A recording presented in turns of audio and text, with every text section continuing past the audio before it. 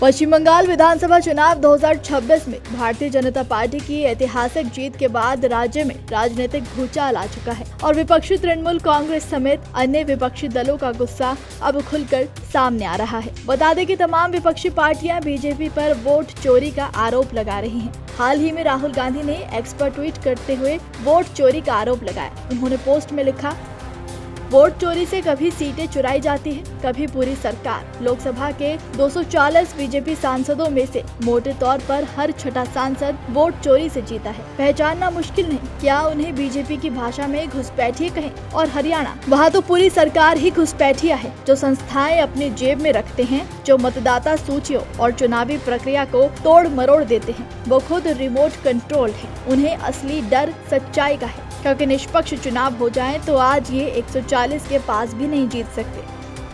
तो वहीं बीते मंगलवार को भी राहुल गांधी ने बीजेपी पर तंज कसते हुए पोस्ट किया था और लिखा था, असम और बंगाल में भाजपा द्वारा चुनाव आयोग के समर्थन से चुनाव धांधली के स्पष्ट उदाहरण देखने को मिलते हैं। हम ममता जी से सहमत हैं। बंगाल में 100 से ज्यादा सीटें धांधली से प्रभावित हुई। हमने पहले भी इस तरह की रणनीति देखी है। मध्य प्रदेश, हरियाणा, महाराष्ट्र लोकसभा चुनाव 2024 आदि चुनाव चोरी, संस्था चोरी, अब और चारा ही क्या है। बता दें कि बीजेपी की जीत के बाद से ममता बनर्जी बीजेपी पर लोकतंत्र के साथ खिलवाड़ करने का आरोप लगा रही है। ममता बनर्जी ने कहा कि बीजेपी ने 100 से ज्यादा सीटों पर लूट की है, बीजेपी ने वोट को चोरी किया है, उन्होंने मेरा घेराव किया, ये बीजेपी की अनैतिक जीत है। बता दें कि इसके अलावा समाजवादी पार्टी के सांसद अवधेश प्रसाद ने कहा कि इन नतीजों को देखते हुए ऐसा प्रतीत होता है कि देश सिर्फ तानाशाही की ओर बढ़ रहा है। सपा सांसद अवधेश प्रसाद ने मीडिया से बातचीत करते हुए भाजपा पर पश्चिम बंगाल में गलत तरीके से चुनाव जीतने का आरोप लगाया।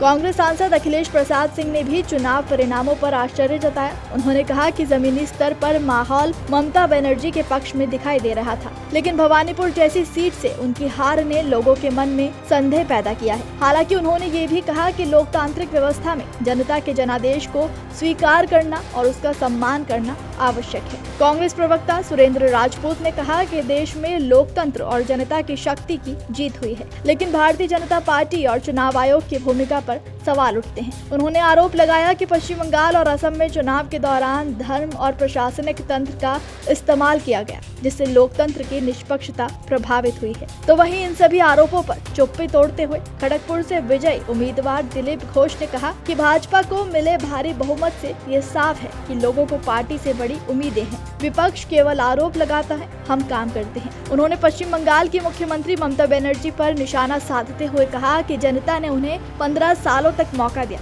लेकिन वो अपेक्षित विकास कार्य नहीं कर सकी। उन्होंने आरोप लगाया कि राज्य में भ्रष्टाचार और हिंसा के मामले बढ़े, जिससे जनता में असंतोष पैदा हुआ। चुनाव परिणामों को लेकर उठ रहे सवालों पर दिलीप घोष ने विपक्ष पर निशाना साधा है। उन्होंने कहा कि जब कांग्रेस सत्ता में थी तब उनकी जीत पर कोई सवाल नहीं उठता था। चुनाव आयोग पर आरोप लगाने को उन्होंने अनुचित बताया और कहा कि जीत हार का फैसला अंत में जनता के हाथों में ही होता है।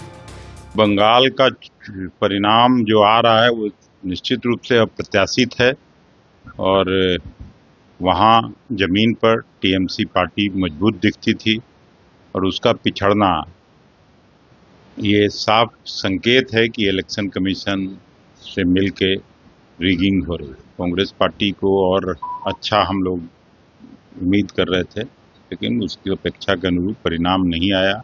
अब फिर से इसका अवलोकन करेंगे लोग, दिल्ली में कैसे क्या गड़बड़ी रह गई, क्यों हम लोग हारे। इलेक्शन कमीशन पर तो शुरू से ही सभी विपक्ष में काम कर रही राजनीतिक पार्टियों का संदेह रहा है, इस बात से इनकार नहीं किया जा सकता और ये परिणाम भी उसी तरफ इंगित करते हैं। लेकिन बदलाव तो होते रहता है, जनता का मूड क्या है नहीं लोग भांप पाया हो। ये कोई नई घटना नहीं है और ये बहुत ही बुरी स्थिति है। मैं तो नए मुख्यमंत्री जी से, सम्राट जी से अनुरोध करूंगा कि आप इसकी जांच कराइए, उच्च स्तरीय जांच कराइए और एक ही व्यक्ति पंजाब के कॉन्ट्रैक्टर को बिहार का सारा पुल बनाने के लिए दिया जाता है और इसके पहले भी दर्जनों पुल ध्वस्त हुए, तो कम से कम उसको तो जरूर ब्लैकलिस्ट किया जाना चाहिए। बता दें कि बंगाल में टीएमसी को हराकर भाजपा पहली बार सत्ता में आई है। पार्टी 10 साल में 3 सीटों से 207 सीटों पर पहुंच गई है।